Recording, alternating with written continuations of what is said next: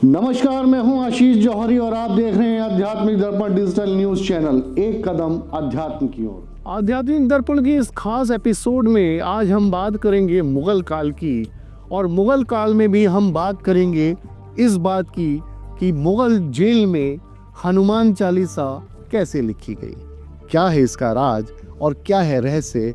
आइए जानते हैं। जब आपके जीवन में डर आता है, जब चारों तरफ मुसीबतों का अंधेरा छा जाता है और जब कोई रास्ता नहीं सूझता, तो न जाने क्यों अनजाने में ही हमारी जुमा से हनुमान चालीसा का पाठ शुरू हो जाता है। करे जाए कपीश तिव लोकी जागर राम दूत अतुलित बल धामा अंजनी पुत्र भवन सुंदर।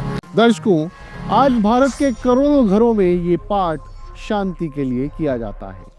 छात्र इसे परीक्षा के डर से बचने के लिए पढ़ते हैं, बुजुर्ग मोक्ष पाने के लिए पढ़ते हैं, हनुमान चालीसा कई भूत प्रेत को भगाने के लिए भी पढ़ते हैं। लेकिन क्या आप जानते हैं कि दुनिया को फेयरलेस बनाने वाली ये हनुमान चालीसा खुद डर के साए में लिखी गई थी। जिस पाठ को आज हम मन की शांति के लिए पढ़ते हैं, उसका जन्म शांति में नहीं बल्कि मुगल जेल की काल कोठरी में हुआ था। उसका जंग लोहे की जंजीरों की खनक और बादशाहों के अहंकार और मौत के डर के बीच हुआ था। यह कहानी सिर्फ पूजा पाठ की नहीं है, यह कहानी 16वीं सदी के सबसे बड़े विद्रोह की है। एक ऐसा विद्रोह जो तलवार से नहीं बल्कि कलम से किया गया था। प्रचलित लोक कथाओं और संत परंपराओं के अनुसार यह कहानी तुलसीदास और एक शहंशाह के अहम के टकराव की है। कहने वाले कहते हैं कि शहंशाह बादशाह अकबर थे, कुछ मानते हैं कि उनके नुमाइंदे थे, लेकिन कहानी जो है उस बारे में हम आपको बताते हैं कि असलियत क्या है। दरअसल ये दौर मुगल बादशाह अकबर का था। अकबर की सल्तनत अपने चरम पर थी। उस वक्त लगता था कि हिंदुस्तान में अकबर के सामने कोई पत्ता भी उसकी मर्जी के बगैर हिल नहीं सकता। उसी दौर में काशी, जिसे हम बनारस भी कहते हैं, उसके घाटों पर एक संत राम नाम की अलख जला रहे थे, और ये संत थे गोस्वामी तुलसीदास जी। तुलसीदास जी ने अवधी भाषा में रामचरितमानस लिखकर भगवान को मंदिरों से निकालकर आम आदमी की झोपड़ी तक पहुंचा दिया था। उनकी ख्याति इतनी बढ़ गई थी कि लोग कहने लगे कि इस संत के सिर पर स्वयं प्रभु श्री राम का हाथ है। पर वो संत है जो मुर्दों में भी जान डाल देते थे। यह खबर उड़ते उड़ते फतेहपुर सीकरी किले तक पहुंची, बादशाह अकबर के कानों तक पहुंची। सत्ता को हमेशा संतों से डर लगता रहता था, और फिर ईर्ष्या भी होती थी।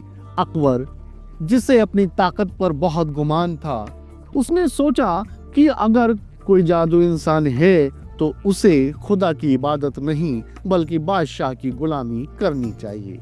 इसके बाद अकबर ने अपने सिपाहियों को भेजा और हुक्म दिया कि तुलसीदास को फौरन दरबार में पेश किया जाए। सिपाही काशी पहुंचे और एक बूढ़े संत को जबरदस्ती सम्मान के साथ नहीं बल्कि एक कैदी की तरह लाल किले के दरबार में पहुंचाया गया। अब आप कल्पना कीजिए कि सामने तख्त पर हिंदुस्तान का सबसे ताकतवर बादशाह बैठा है, जिसकी एक आवाज पर लाखों तलवारें उठ जाती हैं, और नीचे एक साधारण सा भगवादारी जिसके पास ना कोई हथियार है और ना ही कोई सेना है, तो बस एक कमंडल और होठों पर नाम प्रभु श्री राम का।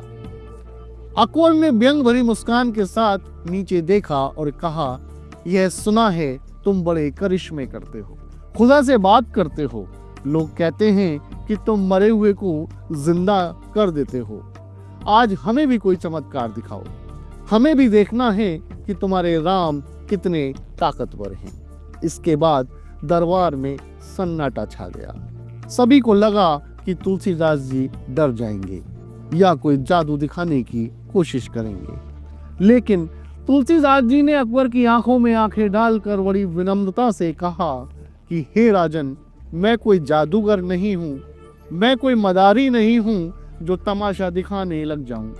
मैं तो प्रभु श्री राम का एक साधारण सा सेवक हूँ। चमत्कार दिखाना मेरा काम नहीं, वो प्रभु की इच्छा है। मेरा राम किसी बादशाह के मनोरंजन के लिए नहीं बिकता। उस वक्त यह जवाब अकबर के अहंकार पर एक तमाचे जैसा था। एक फकीर ने शहंशाह को ना कर दिया था। कहते हैं कि अकबर का चेहरा गुस्से से लाल हो गया। उसने चिल्लाकर आदेश दिया, इस गुस्ताख को ले जाओ और इसे जंजीरों में जकड़कर काल कोठरी में डाल दो। न खाना देना है न पानी। देखता हूं इसका राम इसे बचाने के लिए कब आता है। और यहीं से जन्म होता है हनुमान चालीसा का। तुलसीदास जी को जेल में डाल दिया गया। वो काल कोठरी जहां पर सूरज की रोशनी नहीं पहुंचती थी, हाथों में लोहे की भारी जंजीरें थीं। भविष्य का कोई पता नहीं था कि कल जिंदगी रहेगी या नहीं रहेगी। एक आम इंसान होता तो क्या करता? वो टूट जाता, रोने लगता या फिर बादशाह से माफी मांग लेता। लेकिन तुलसीदास जी भक्त थे और भक्त कभी अकेले नहीं होते। उन्होंने सोचा कि अगर यहाँ मुझे भेजा गया है तो शायद ये भी प्रभु की ही इच्छा है और मैं इसे एकांत में गुणगान करूं तो क्यों ना मैं भगवान श्री राम का नाम लूं। उस घुप अंधेरे में तुलसीदास जी ने रोना नहीं बल्कि गाना शुरू किया। अवधी भाषा में कुछ पंक्तियां गुनगुनाना शुरू कर दिया और यहीं से जन्म हुआ जय हनुमान ज्ञान गुण सागर, जय कपीस तिहु लोक उजागर। अब आप जरा उन पलों को महसूस कीजिए जब तुलसीदास जी ने लिखा, भूत पिशाच निकट नहीं आवे, महावीर जब नाम सुनावे। उस वक्त वो किसी भूत की बात नहीं कर रहे थे। उस वक्त उनके लिए वो जेल, वो पहरेदार, वो मौत का डर भूत पिशाच था। वे अपने मन को समझा रहे थे कि तुलसीदास तुम डरो मत। फिर वो कहते हैं, संकट कटे मिटे सब पीरा। इस वक्त वो खुद एक बड़े संकट में थे।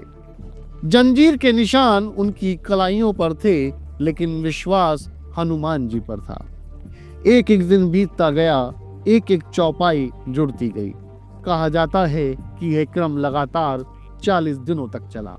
फिर वो रचना हुई जिसे आज हम और आप हनुमान चालीसा कहते हैं। चालीसा का अर्थ ही है 40 छंद, जो 40 दिनों में पूरे हुए। जब 40वां दिन आया तो तुलसीदास जी ने आखिरी दोहा जेल के अंदर लिखा, तुलसीदास सदा हर चेरा, कीजे नाथ हृदय में डेरा। कथाएं कहती हैं कि जैसे ही यह पंक्ति पूरी हुई, फतेहपुर सीकरी किले की दीवारों पर एक अजीब सा कंपन हुआ। पहले लगा कि आंधी आ रही है, आसमान लाल हो गया है। जब मुगल पहरेदारों ने किले की दीवारों के नीचे देखा तो उनकी जमीन खिसक गई। कई सारे बंदर किले की तरफ आ गए थे। ऐसा लग रहा था जैसे मानो बंदरों की कोई बड़ी सेना आ गई हो। देखते ही देखते बंदर किले पर चढ़ गए, बंदर महलों में गए, बंदर सैनिकों के आसपास भी गए।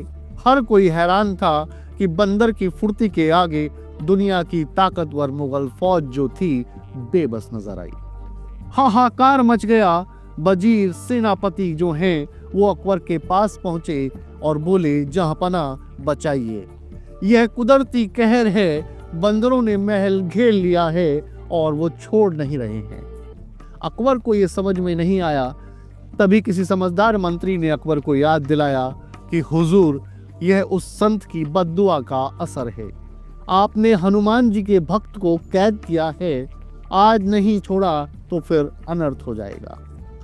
इतिहास के पन्नों में ये कहानी दर्ज हो ना हो, लेकिन जनमानस जानता है कि उस दिन अकबर ने न सिर्फ तुलसीदास जी को छोड़ा बल्कि खुद जाकर जेल का दरवाजा भी खुलवाया।